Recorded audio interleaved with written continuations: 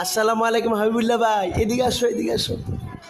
এতদিন পরে আসো আসো, এদিকে আসো।